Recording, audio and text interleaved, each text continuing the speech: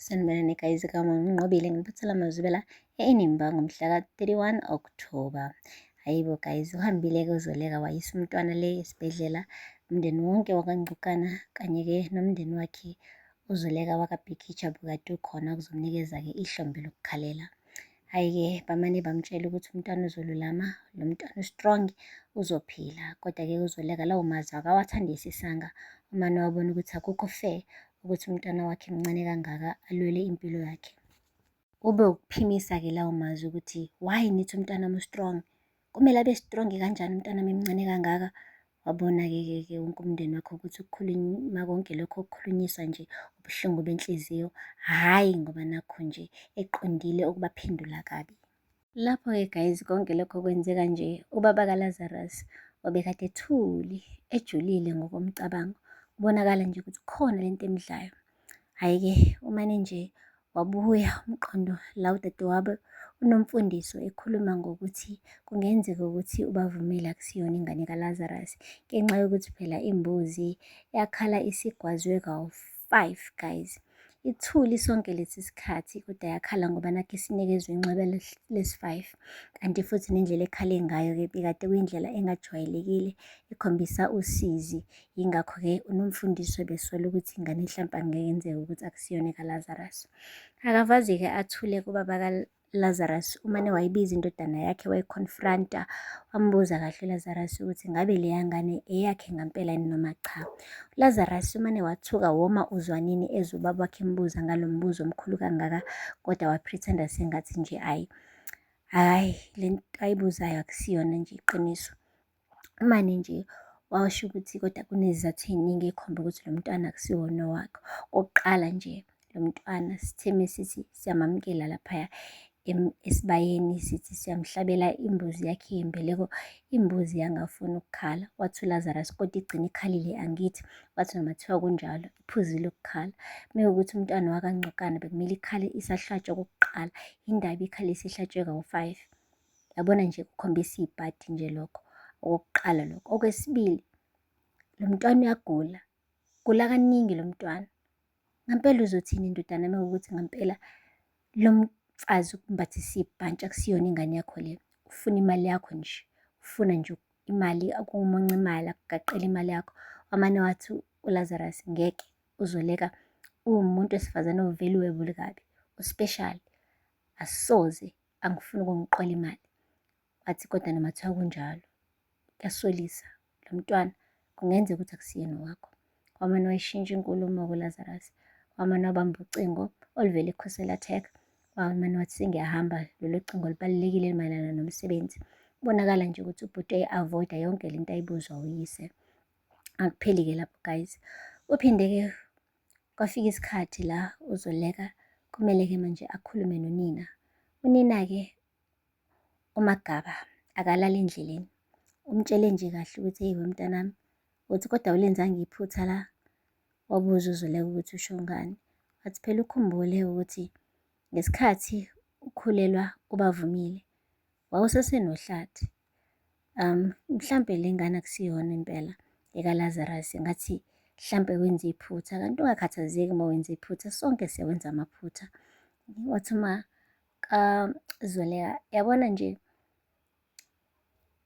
indlela agula ngayo uBavumile, uyabona nawe lo mntwana uyetheyethe, kungenzeka ukuthi ukhalela isibongo sangampela sakhe mntanami. Awukuyibhekisise kahle yonke lento. Waqamba amanga uZoleka wathi kunodokotela osefikile ufuna ukukhuluma naye, kanti indlela yokubalekela amaqiniso. Lapho ubaba kaLazarus ubelokhu embuka njalo uZoleka, usembuka kakhulu manje kulezi iy'nsuku, njengoba nje senokusola ukuthi le ngane ayibiza ngokuthi umzukulu wakhe akusiyona umzukulu wakhe. Guys, mina nje ngokwami ukubona ngathi nje sebebanjiwe la bantu. Yabo nje uLazarus noZoleka lento yabo ukuthi bebezofihla ukuthi uBavumile akusiyona ingane yakhe uLazarus, ngathi isikubhedile guys. Like le ngane isimane yagula and ukugula kwayo, umuntu omdala mebona ingane igula kangaka umane asole nje ukuthi khona ucopho, yabo nje. So nje akasale sevuma uNtombomi, asale selikhuluma lonke iqiniso, impilo iqhubeke ngoba vele sekuvelile guys, akusekho ukucasha manje, amahlathi aphelile, abasele nje sebekhipha lonke iqiniso, kwazi wonke umuntu mese beyabheka ukuthi isinyathelo abazosithatha emva kwala isiphi. Ngabe bayaqhubeka ne-relationship yabo noma uZoleka uzobe siyabuyela-ke kuhlathi engene esithenjini-ke noThumeka. Hayi, sazi guys, yozala nkomoni makunje. Akupheli-ke lapho. Ufikile-ke uLazarus esibhedlela futhi ezobona uZoleka, kodwa-ke uZoleka umane nje wambuka ngamehlo osizi, wambuza ukuthi kwenze njani. Washo ukuthi eyi Lazarus, umntwana wethu akabi ngcono. Wathi hhayi khululeka, uzoba ngcono. Wathi ngeke abe ngcono. Wathi hhayi ngizobuthola odokotela bama-specialist le baphesheya kwey'lwandle. Wathi ngeke aze abe ngcono. Mina nawe siqamba amanga Lazarus, uyazi nawe ukuze umntana wethu abe ngcono kumele senzeni. Wathi angisazukhuluma ngani-ke manje. Wathi yabona sizame konke, thini siqamba amanga, siqaqambela wonke umuntu amanga. Ngicabanga ukuthi sekuyisikhathi sokuthi sitshele uhlathi lonke iqiniso. Eyi, amehlo kaLazarus guys amane nje athi bam, aphumela wonke ngaphandle. Esethuka manje ukuthi phela ukutshela uhlathi iqiniso kufana nanokuthi usemane wamemezela ngombhobho umhlaba wonke. Uhlathi unomlomo guys, uzoyisaphalaza le ndaba and angeke athule. Uzokwenza sure ukuthi wonke umuntu uyayazi le ndaba, and then ebese isithunzi-ke sikaLazarus siyacekeleka phansi.